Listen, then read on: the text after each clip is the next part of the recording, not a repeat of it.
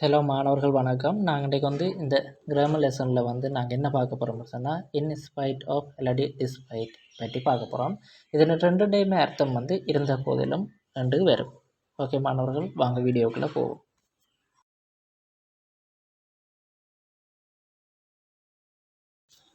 அடுத்தது மாணவர்கள் பாருங்கள், டிஸ்பைட் அண்ட் இன்ஸ்பைட் ஆஃப் நாங்கள் ப்ரிபோசிஷனாக பயன்படுத்தலாம் மொழிய. இது கோஆர்டினேட்டிங் கன்ஜெக்ஷனாக வராது. அடுத்தது இந்த ஸ்ட்ரக்சர் பார்த்திங்கன்னு சொன்னால் இன்ஸ்பைட் ஆஃப் இதுக்கு பக்கத்தில் ஒரு நவுனை பயன்படுத்தி எழுதலாம், அல்லது ஜெராண்டை பயன்படுத்தலாம், அல்லது ஒரு ப்ரொனவுன்ஸ் உங்களுக்கு தெரியும், திஸ் தட் வாட் என்ற வகையில் வரும்.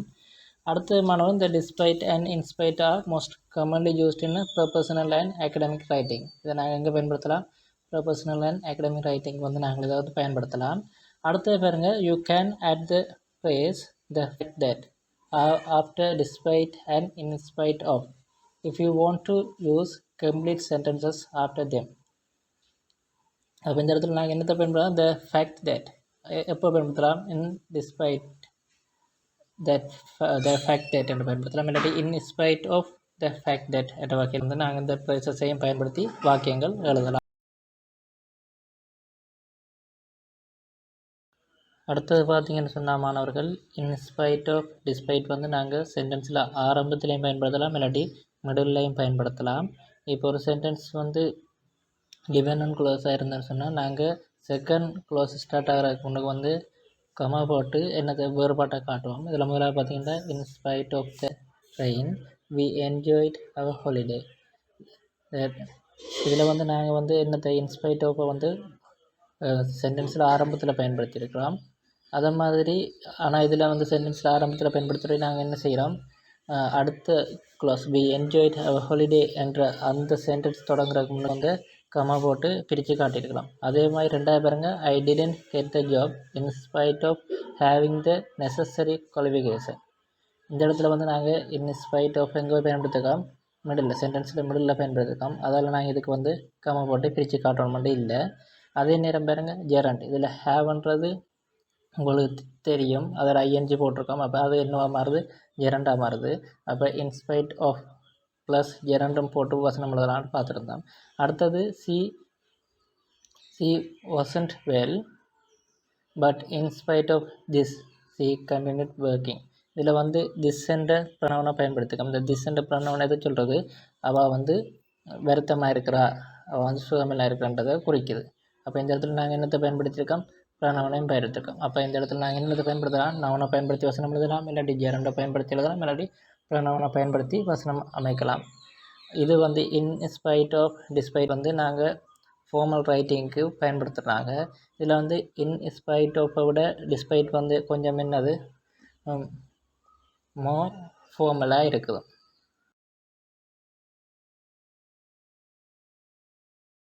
அதுக்கு உதாரணம் பாருங்க. ஒன்று, I went to class in spite of the heavy rain. மழை பெஞ்சு கொண்டு இருந்ததும் கூட நான் என்ன செஞ்சேன்? கிளாஸுக்கு போனேன்.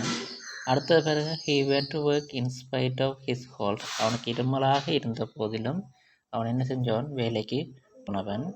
People lined up outside the store in spite of the weather.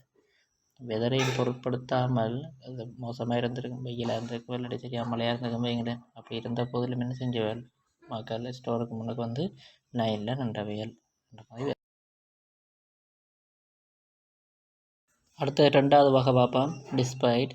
அதில் நாங்கள் இன்ஸ்பைட் ஆஃப் பயன்படுத்தணும் தானே. ஆனால் இந்த இடத்துல டிஸ்பைட்டுக்கு பக்கத்தில் என்ன செய்யக்கூடாது? ஆஃப் பயன்படுத்தாமல் தான் ஸ்ட்ரக்சர் எழுதணும்.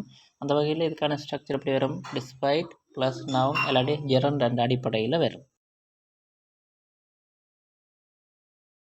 டிஸ்பைட்டுக்கு நாங்கள் எக்ஸாம்பிள் பார்ப்போம். Despite being under age my friend when to பா. அவன் இங்கே ஒரு சொல்லுங்க பொறுத்தவரையில் குடிச்சிருக்கு தானே, எத்தனை வயசுக்குள்ள குடிக்கணும்? பொதுவாக 18 வயசுக்கு மேலே தான் பாருக்கெல்லாம் போய் சாராயம்லாம் வாங்கலான்ற மாதிரி இருக்குது. இப்போ அந்த வகையில் 18 வயசுக்கு கீழே குறைவாக இருந்தாலும் என்ன செஞ்சவர்? சாராயக்கு போனவர் என்ற வகையில் வரும். அடுத்த பாருங்க, despite her illness my sister went to school. என் சிஸ்டருக்கு என்னது வருத்தமாக இருந்தால் கூட அவள் என்ன செஞ்சவா?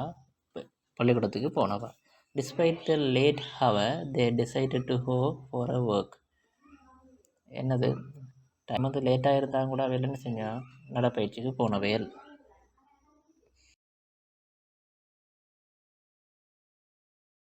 அடுத்த உதாரணம் பாருங்க. Despite she works hard, she doesn't make much money. அவள் கடினமாக உழைத்த போதிலும் அவள் என்ன செய்ய முடியலை, அதிகமான உழைப்பை சம்பாதிக்க முடியலை. அடுத்த பாருங்க. Despite being a millionaire, she live in a very small house. அவள் பெரிய பணக்காரியாக இருந்தும் கூட எங்கே வசிக்கிறா, ஸ்மால் ஹவுஸில் வசிக்கிறா. அடுத்த மாணவர்கள் நாங்கள் இதில் despite the fact that அல்லது in spite of the fact that என்ற வழியில் இந்த ரெண்டு ப்ரேசஸும் எப்படி பயன்படுத்தலாம்னு பார்ப்போம். இந்த வகையில் சப்ஜெக்ட் ப்ளஸ் verb என்ற அடிப்படையில் தான் இந்த ஸ்ட்ரக்சர் அமையும். அதுக்கு உதாரணம் பாருங்க. our plane arrived on time in spite of the fact that it left 30 minutes later.